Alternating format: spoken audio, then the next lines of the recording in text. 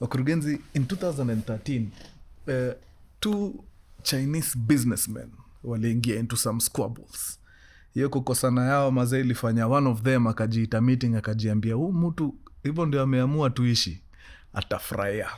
So what does he do? Anaenda anatafuta hitman, anamlipa aende aangushe huyo businessman mwingine. Na huyu hitman lazima akuwe jina yake ya pili ni Kenovia, sababu he's business minded. Alijiita meeting akajiuliza, mimi niko na nguvu ya kuua mtu kweli? Sina. Lakini niko na akili ya kusubcontract mtu auwe mtu on my behalf. Oh yes. So huyu hitman wa kwanza akaenda akatafuta hitman mwingine, akampatia half kile alikuwa amepatiwa na huyu mjamaa. Kaambia ni aje, huyu mtu anafaa zikwe, enda fanya mambo yako. So hitman wa pili akakubali, sawa. Hitman wa pili akajiita mkutano akajiuliza, mimi niko na nguvu ya kuangusha binadamu kweli? Uongo mbaya. Kile nitafanya, nitajibakishia kakitu kidogo hapa kwa hii pesa, then hii pesa ingine nipatie hitman mwingine aende execute. And that is exactly what he did. Alienda akatafuta hitman mwingine, akampromise marupurupu sawa, akamwambia ni aje, huyu mtu anafaa zikwe. Hapo sawa. Hitman wa tatu amepatiwa contract, taka angushe mjamaa pale. But akajiita meeting pia akajiuliza, mimi niko na nguvu kweli ya kuangusha mtu? Hapana. Kile nitafanya, nitashikilia pesa kidogo kwa hii yenye nimepewa, then hii hapa excess nitafute mtu aende aangushe huyu mjamaa. So akaenda akatafuta hitman, akamwambia, oya, unaona huyu mwanabiashara anafaa zikwe. Okay, haina mambo. Huyu sasa ni hitman wa 4, amepatiwa nini? Kazi. Hitman wa 4 akajiita meeting, kajiuliza, nama, mimi niende nitoe mtu uhai? Hapana. No, sitakubali kukuwa mtoto wa shetani. Kile nitafanya, nitaenda nitafute mtu, nimpatie pesa kidogo, mimi nibaki na kidogo, nimwambie, oya, fanya majambos. Akaenda akatafuta hitman. Hitman number 5. Akamwambia, fanya aje? Huyu mtu anafaa zikwe. Enda fanya mambo yako, nitakupatia X amount. Hitman number 5 akapiga hesabu ya hii pesa anapewa, kaona okay, nafaa niangushe yule, na hii ndio pesa wametoa. Nifanye hii kitu? No, lazima nipone, lazima nitoke na pesa ya maana. So what does hitman number 5 do? Hitman number 5 anaenda anatafuta huyu businessman, anampata, anamkalisha chini, anamwambia, oya gadhe, hivi vile unaniona hapa, nafaa nikumalize. But hii pesa mtu ametoa, siko sure kama life yako ni worth hii pesa. Mi naona tunaweza tengeneza much more. So fanya aje? Siwe unione za macho, tu fake death yako. Tuone kama tunaweza kula hii pesa vizuri. Mwenye anafaa kukufa kawambia, thank you very much sababu ya kukuja, na napenda hiyo idea yako, let us fake my death. Tuone kama nitashtua ule mtu alafu nimtokeleze zile za surprise, hakuna mahali nimeenda. So wanaamua, wana fake death ya huyu businessman. Jamaa ana pocket ile pesa alikuwa amepatiwa hapa, na anategemea huyu businessman pia amuone kitu kidogo ya macho, at least atengeneze pesa mzuri. Kumbe hakujua huyu mwenye anafaa kufe ameshakimbia kwa polisi mara hiyo, asha ripoti, na wanakuja wanaokotwa one by one, from hitman number 5, number 4, number 3, number 2, number 1, na the owner of the contract who was the rival businessman. Wote wanachukuliwa, wanawekwa ndani, na wanapigwa kila mtu 3 to 4 years depending on the gravity of the matter. Ule mastermind alipigwa 4, zilienda zikishuka, 3 miezi 10, 3 miezi 7, 3 miezi 8 hivyo zikishuka mpaka wa mwisho kabisa I think alipatiwa 3 years peke yake. Imagine huyo mwenye alikam na the brilliant idea ya oya gadhe, si tu fake death yako, hata yeye kakula 3 years ndani. Hapo ndio bet iliungua. Okay, tuanze kipindi basi.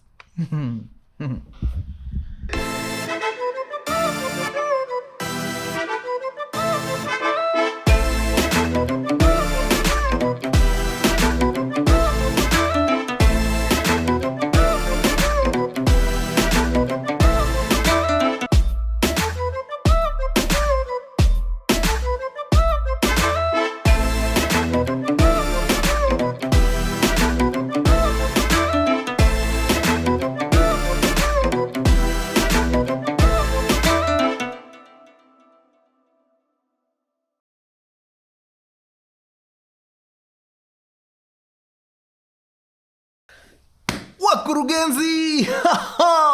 My man, headline hitters na kama K. If you see Mkurugenzi in the building, you just know he's got the juice. New season wagwan. Tushaingia season ya 7. Wanasemaga 7 ni number fiti. I'm loving it already. Tunapiga kakienda sana ama namna gani wadau? Hapo sawa. Wakurugenzi, leo story yetu inatupeleka moja kwa moja mpaka mnamo Januari tarehe 6, 1982. Location Denver, Colorado. Actually see Denver, but ni Colorado. Now, January of 1982, the blizzard in Colorado was out of this world. Baridi ilikuwa imeanguka proper. Snow inaanguka banana rate 1.6 fadhali. Ilikuwa imetandika watu wa Colorado mbaya. A police officer from Denver, Colorado, akajiita meeting akajiuliza, ni mimi nitakaa hapa nipigwe na baridi, na watu wangu wako pale California bana, uko hakuna baridi, ni kama wako tropical climate huko, kasola kako, watu wanaishi fiti. Kwa nini nikae hii Colorado nikitandikwa na njeve, na watu pale Washington tu wajianika tu kwa jua kama salamanda, life ni sawa. No, not about to sit here in this cold. Wacha nikate tikiti, nipande ndege teke, mimi huyo moja kwa moja unyo guu mosi guu pili mpaka Washington. Mpaka California. So mjamaa anaingia na kata tikiti yake sawa, anaingia pale kwa ndege, anatulia pale kwenye window seat na anabangaiza, anangoja sasa wafanye mambo yao, waingie wapi? Waingie California. Wakisha take off, chani ngoje ndege iende. Let me wait for that aircraft. Wala kwa hivyo tunaweza kwa tunazidi tu. Sikaende sana basi. Naam. Baada ya kutake off pale Denver, Colorado, jamaa ako pale amekaa kwa dirisha, anaangalia tu vile snow inamwagika huko chini. Ndege imesha take off, imesha gonga karibu 1,000 feet above sea level. 1,000 feet si karibu, ni mbali. Akiwa hapo kwa dirisha anaangalia chini. By then giza ishaingia. Alafu unajua time kuna snow, kuna kuwaga tu darkness. So kagiza ni majioni, so kagiza kashaingia nini. So anaangalia nje, anaona kuna activity na happen pale uko chini. In the middle of nowhere, kuna kama gari iko pale chini katikati kwa snow peke yake. Like hakuna mtu around hapo, ni hiyo gari tu. Na hii gari inawasha mataa. Inawasha 3 short ones, chap chap chap. Then 3 long ones, chap chap chap. Alafu 3 short ones, chap chap chap. Kumbukeni huyu jamaa ameketi kwa dirisha ya ndege is a police officer. Yeye ni mtu amecome into contact na kitu inaitwa Morse code. Anacheki kitu as wana climb, anaangalia kitu vile ina behave, anaona vile inawasha mataa. Hii tu si hazard. No, this is a pattern. Na since yeye ni mtu anaelewa Morse code, anajua immediately that one is a sign for help. Kuna mtu ako kwa ngori mahali na anataka usaidizi. Anaita flight attendant, anamwambia, oya, sijui kama mnaona kile naona pale chini. Anaangalia chini, anaona ukweli kwa bush somewhere kuna gari iko pale inawasha mataa na pattern fulani. Anaambia flight attendant, kile huyo mtu anafanya, hiyo ni Morse code. Anajaribu kuambia watu, kujulisha watu ya kwamba ako kwa shida na ana need help. So flight attendant anakimbiza ujumbe teke mpaka wapi? Mpaka kwa cockpit. Anagongea pilots pale, anaingia anawaambia, oya, sijui kama mnaweza ona on your left. Mnaona taa zinawaka mahali huko. Ndio wanaangalia, wanaona kuna gari iko huko chini inawasha mataa na pattern fulani. Anaambiwa na flight attendant, pale nyuma kuna police officer wa Colorado police. Ametuambia hiyo taa vile zinawaka hivyo ni message huo mtu anafanya communication, na anasema ako in distress. So kama inawezekana, mredio watu huko chini, muambie mahali fulani kuna mtu ni kama amekwama na anaitisha usaidizi. So of course pilots wana radio FAA, Federal Aviation Agency. FAA inamaanisha nini? Anawacall pale, anawaambia ni aje, tuko coordinates fulani na kuna gari iko pale inawasha mataa na patterns fulani, na kuna polisi amekaa hapa na sisi anatuambia hiyo pattern, hizi mataa zinawaka, ni mtu anaitisha usaidizi. So kama inawezekana, mnaweza sukuma hata ndege moja ikuje hapo iangalie ascertain kama ni ukweli kuna mtu ana need help ama tu ni watu wako raha zao hapo wanacheza na mataa. So FAA wanatuma, I think ni Federal Aviation Administration. Yes, correct. FAA wanatuma ndege 2 ndogo waende kwa hizo coordinates wamepatiwa. Wanafika pale, wanapiga ile, wana fly low pale, wanagundua ni pickup imekwama kwa snow katikati, hawezi toka, hana equipment ya kumtoa kwa hiyo snow. But jamaa alikuwa tu akiona ndege anaanza kupiga zile mataa. Kila time akiona ndege anapiga zile mataa. So it doesn't take long for the guys to discover hey, kuna mjamaa. So wanafanya nini? Wana circle back, wanaenda wanarudi kule, but washapatia na information, yap, tumefika kwa hiyo coordinates na kuna mtu amekwama na pickup ako hapo, alikuwa anawasha mataa akitaka usaidizi. So wanapatiana coordinates kwa watu wa ground wanaingia na pickup 2 heavy ambazo zinaweza kuwithstand hiyo terrain ya snow mbaya sana. Wanaenda wanafika mpaka mahali hiyo pickup ya mjamaa iko, wanaenda wanafungua mlango, wanampata ndani, asha resign to his fate. Anajua hapa sasa hypothermia ndio itanimaliza, baridi iko hapa, iko below 20. Negative 20 ni kama uko ndani ya freezer, ni noma. So alikuwa shainua mkono akajua, nimejaribu, nimeona mandege zimekuja hapa, nimewawashia mataa, hakuna mtu ameniona, wacha mimi tu ni resign to my fate. Imekuwa true. So of course majamaa wanakuja, wanaingia ndani, wana cheki, wanahakikisha yako sawa, nini. Wanamuuliza maswali, jina, we ni nani? Anawaambia mimi mtu yangu naitwa Alan Lee Phillips na ninatoka mahali panaitwa Bailey, Colorado, nataka kwenda mahali panaitwa Georgetown. Sasa makosa nilifanya, manze gari yangu sijai-equip kutembea kwa snow heavy design. Alafu nikafanya makosa kwa hii safari yangu ya kutoka Bailey nikienda Georgetown. Shetani akaniambia niingie kwa bar, nigonge chupa 2 nione kama nitaongeza joto kwa mwili, alafu nitoke niendelee na safari. Sasa hii wakati nilikuwa kwa bar nikiongeza chupa 2 kwa system, ni kama hii snow ilianguka sana na nikai-underestimate. Number 2, unajua pia ukigonga chupa 2 judgment pia inaenda nyumbani. So I guess makosa iliingilia hapo na nimekubali makosa yangu. It was such big news in Colorado. Can you imagine a plane flying over 1,000 feet? Maze iko na passenger ana notice ya kwamba the stars flickering huko chini si tu mataa zinawaka kiholela, ni Morse code, na ana relay information kwa pilots wana relay information to FAA wanatuma aircrafts wanaenda wana ascertain, wanapata ni ukweli kuna mtu, wanaenda wanatumana pickups 2 zinakuja na wanaokoa mtu. It was such big news in the US, ilienda viral. This was 1982 January 6th. Alan Lee Phillips aliokolewa sababu tu polisi alihappen kukaa kwa dirisha kwa ndege ambayo ilikuwa ina fly 1,000 feet above him, na akamuona na akapiga ripoti, akaokolewa. Yani hapo tunaweza sema Mungu alikuwa naye. Hiyo ni story ya Alan Lee Phillips. Ichukueni, kama uko na kibeti, iweke hapo kwa kibeti, uiweke hapo kando. Tutai-revisit baadaye. Sawa? Tutoke kwa Alan Lee Phillips, tuende kwa mzee mzima anaitwa Jeff.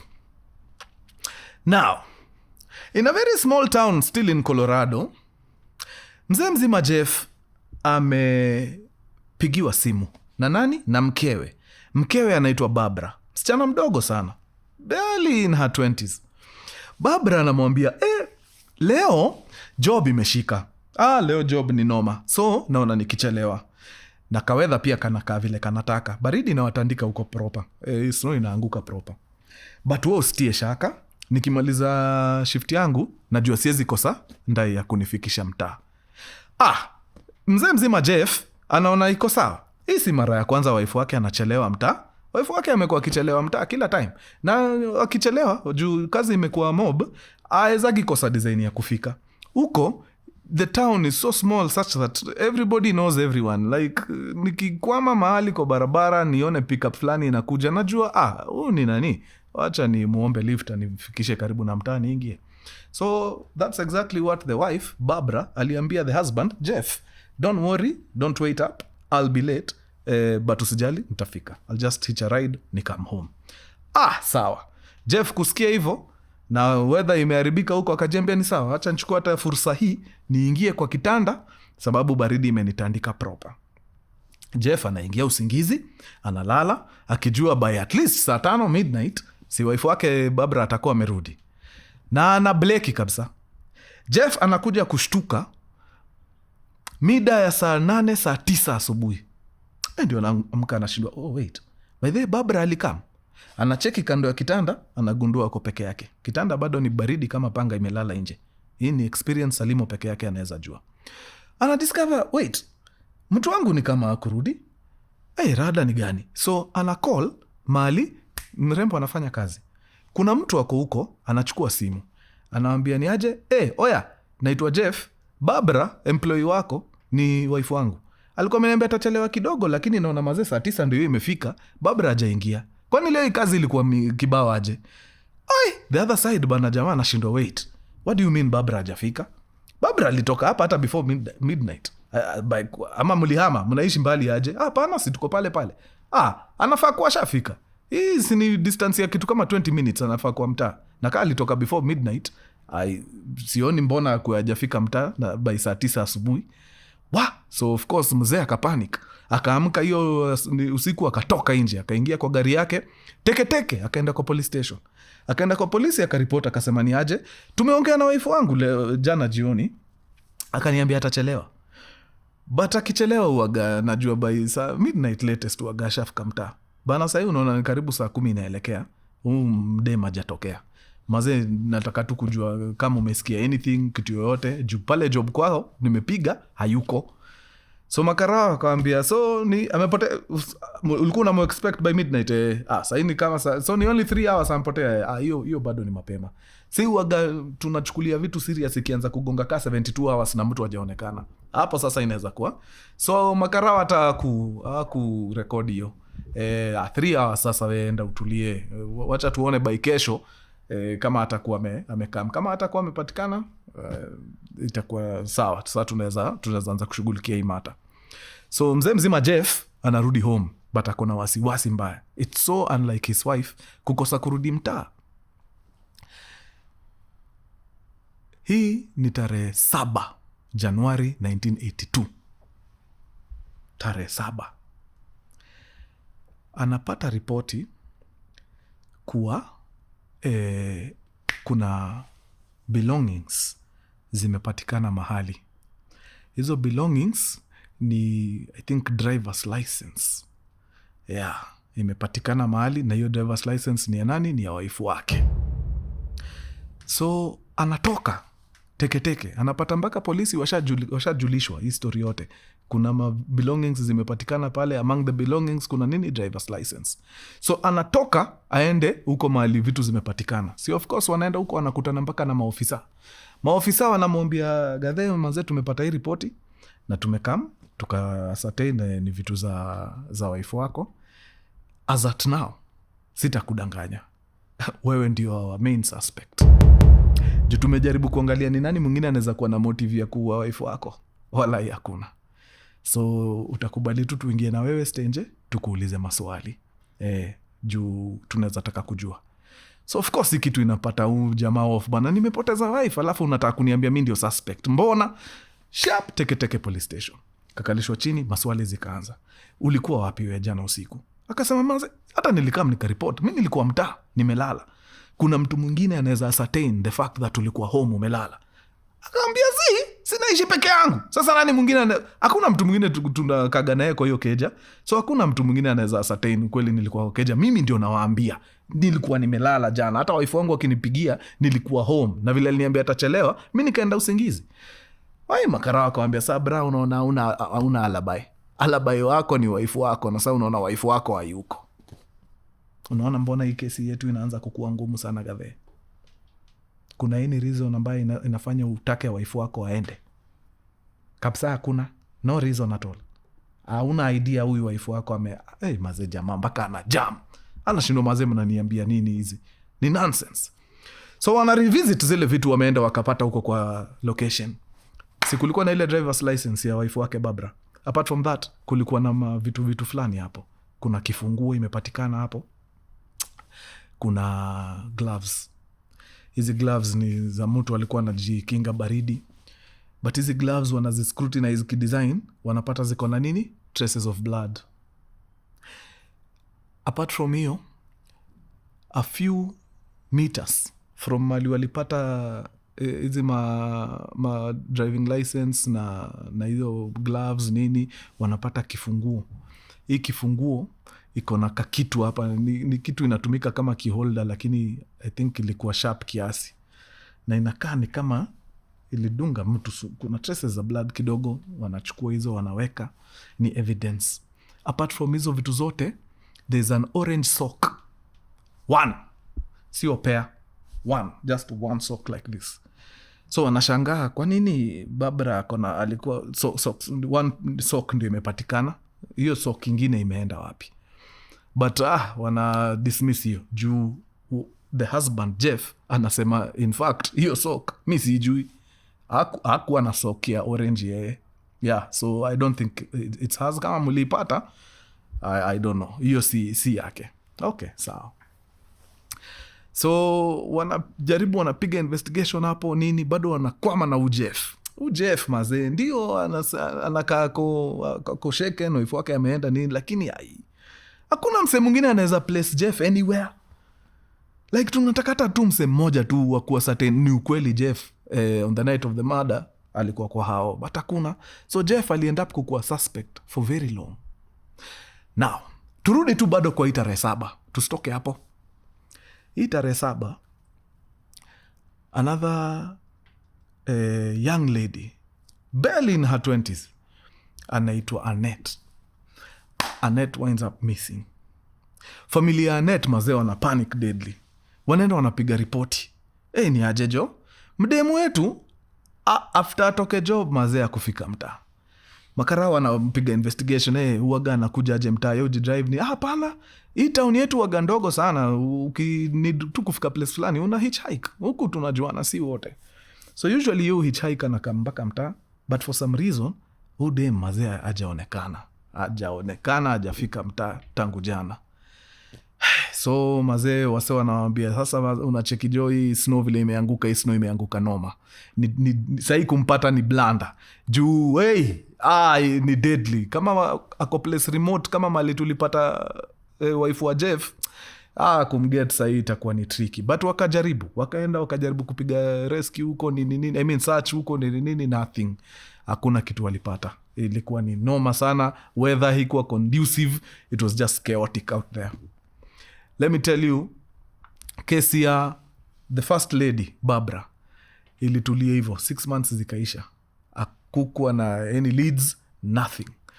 Wakaona tu kesi inaenda kukua cold. In those 6 months hawakuwahi pata body ya nani, the next victim, who was Annette. On the 6 month mark ndio walikam kupata Annette. I think ice ilikuwa isha thaw nini ndio wakakama wakapata body yake somewhere. So the first body ambaye ilikuwa ya Barbara alikuwa na gunshot 2 kwa chest. So hiyo waliascertain immediately huyu aliuliwa. Aliuliwa, but apart from the gunshot wounds hakukuwa na nini any other thing apart from the things they collected. Zile belongings, ile glove ilikuwa na damu, ile keychain, ile key holder ilikuwa pia na drops wa damu kidogo nini. Those were the only things they collected. But now 6 months later they come and find the body of the second victim, who was Annette. Annette hawakupata anything yake, but yeye mwenyewe alikuwa na gunshot wound kwa mgongo, na corona waliascertain huyu alibleed out akadedi. So the fact that she was shot from the back inamaanisha alikuwa anakimbia. So kwa hiyo harakati ya kukimbia, huyu mwenye alimmaliza akampiga risasi ya mgongo na akamwacha hapo adedi. But now upon further investigation, wakapata Annette had actually been sexually assaulted. Believe it or not, 6 months later, they were still able to find traces of DNA. Na wakacollect, wakaiweka vizuri, wakaiweka kwa evidence room, because this, ladies and gentlemen, was 1982. 1982, actually, after 6 months ya Annette kupatikana, I think tulikuwa tusha crossover to 1983. Technology haiko imefika mahali mazee DNA evidence inaweza tumika, inaweza fanyika, inaweza tumika poa kufunga mtu, like conclusively nini ya case. Hatukuwa tumefika hapo, but hii evidence walidupoa, wali-collect tu na wakaiacha. Wakajaribu kupiga investigations the months that followed nini. By 1983 ilikuwa tu ishajulikana manzee hapa kuna ujanja, hii kitu imeisha, na wakaachana nayo, and the case became cold. Let me tell you, both families, family ya Barbara na family ya Annette, walikaa, the 80s zikaisha, wakakaa, the 90s zikaisha, wakakaa, the early 2000s zikaisha, 2011 to 2020. In 2021, exactly 39 years after the ladies disappeared, someone from Colorado akaamua, let me go back to these cold cases, nione tu kama kuna vitu naweza, maybe thanks to technological advancements, naweza enda nicheki nione kama tunaweza solve. Among the cases that this person decided to, go back and check on was the 1982 murders of Barbara and Annette.